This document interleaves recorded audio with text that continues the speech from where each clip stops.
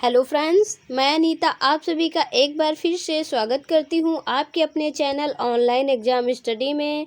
आज की क्लास में हम पढ़ने वाले हैं हिंदी के टॉप 30 क्वेश्चन आंसर को।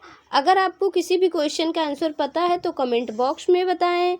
ये क्वेश्चंस किसी न किसी एग्ज़ाम में पूछे जा चुके हैं। तो चलिए स्टार्ट करते हैं आज की अपनी क्लास। आपका फर्स्ट क्वेश्चन है, वाच्य कितने प्रकार के होते हैं? वाच्य कितने प्रकार के होते हैं? वाच्य जो है वो 3 प्रकार के होते हैं। कितने? 3 प्रकार के होते हैं। कौन कौन से? एक होता है कर्तृवाच्य। क्या होता है? कर्तृवाच्य। दूसरा होता है कर्मवाच्य। क्या होता है? कर्मवाच्य। तीसरा होता है भाववाच्य। क्या होता है? भाववाच्य। भाववाच्य।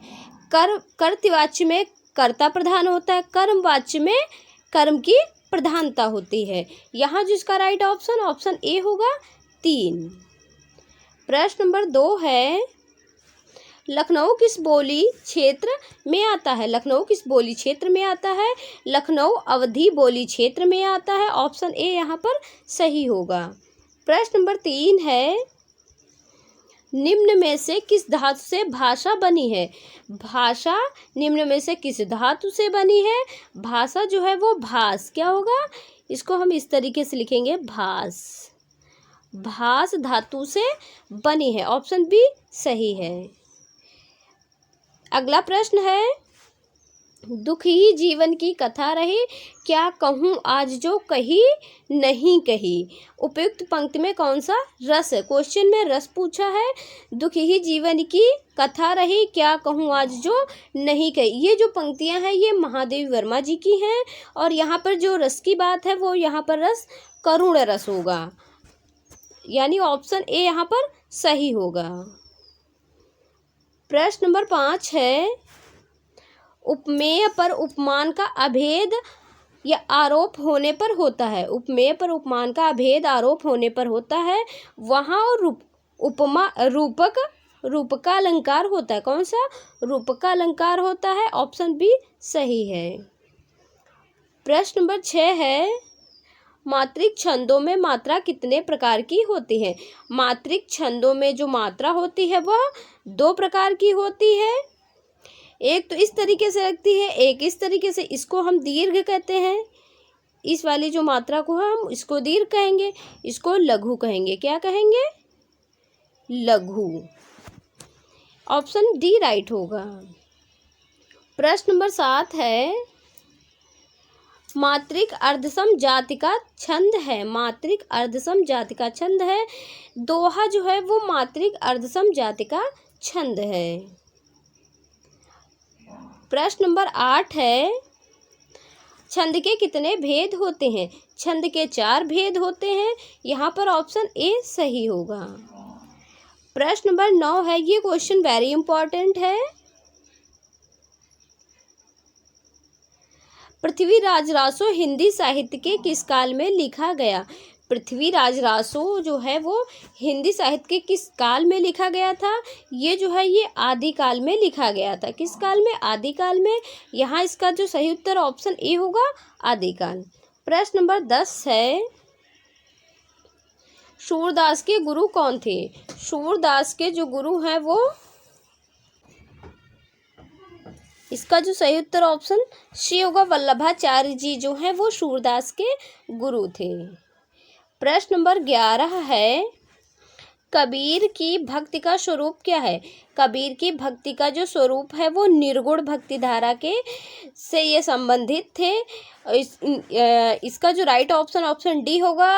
अगर कभी क्वेश्चन में ये पूछा जाता है कि कबीरदास जी की जो भाषा है वो कौन सी है, तो क्वेश्चन में पूछ लेता है कि इसको बोलते हैं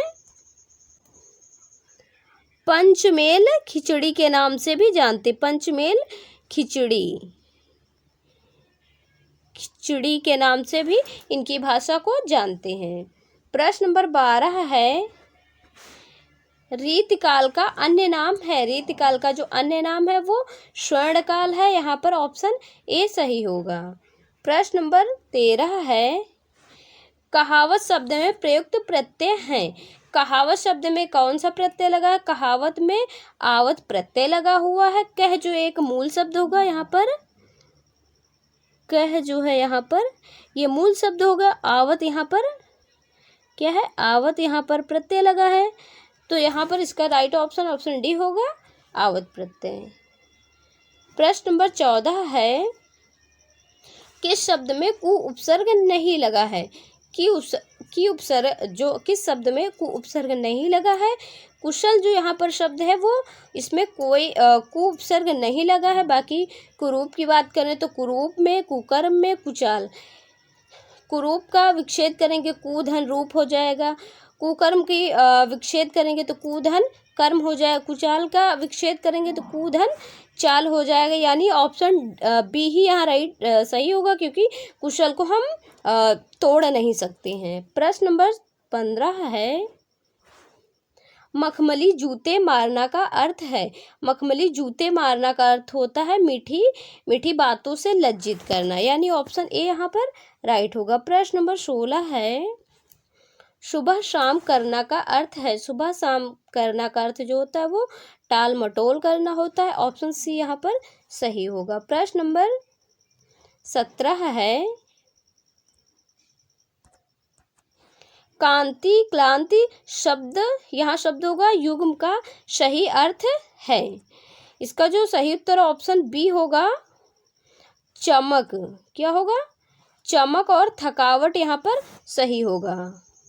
प्रश्न नंबर 18 है, रसाल शब्द का अर्थ है। रसाल शब्द का जो अर्थ है वो आम होगा। ऑप्शन ए यहाँ पर सही होगा।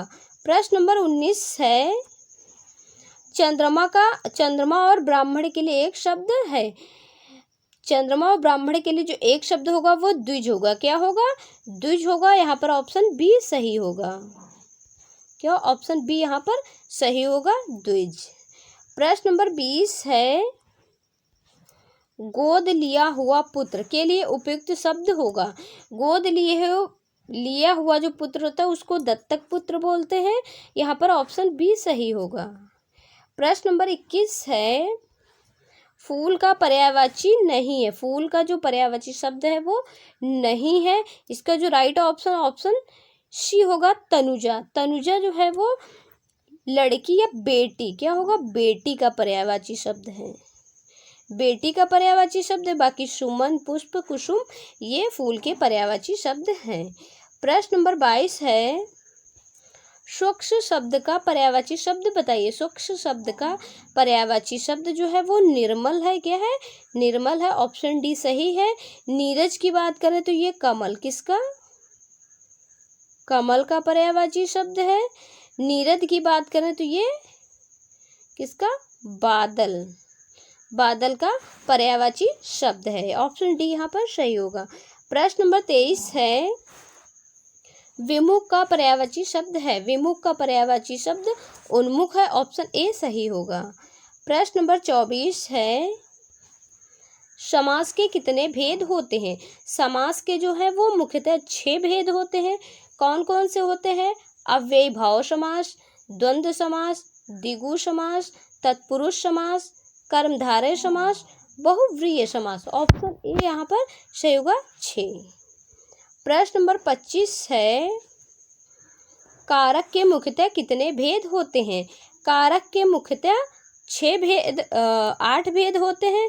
कौन से? कर्ता ने कर्म को करण से संप्रदान के लिए, अपादान से अलग होने पर, अधिकरण में पर, संबंध काकी के अधिकरण में पर। राइट ऑप्शन ऑप्शन यहाँ पर संबोधन, रा री रे हा ही आहा, पता नहीं। ऑप्शन यहाँ पर सी सही होगा, 8। प्रश्न नंबर 26 है, हिंदी भाषा में वचन कितने प्रकार के होते हैं? हिंदी भाषा में वचन 2 प्रकार के होते हैं। कौन कौन से? एक होता है एक वचन। क्या होगा?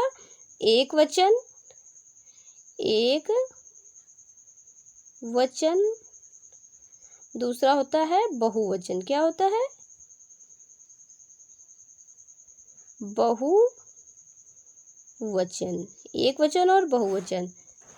प्रश्न नंबर 27 है, मनोयोग शब्द में कौन सी संधि है? मनोयोग शब्द में जो है वो विसर्ग संधि, इसका जो विच्छेद होगा वो मनः धन क्या होगा? मनः धन योग होगा, मनः धन योग होगा, यानी ऑप्शन सी सही होगा, विसर्ग संधि। प्रश्न नंबर 28 है, दो वर्णों के मेल से होने वाले विकार या परिवर्तन को कहते हैं।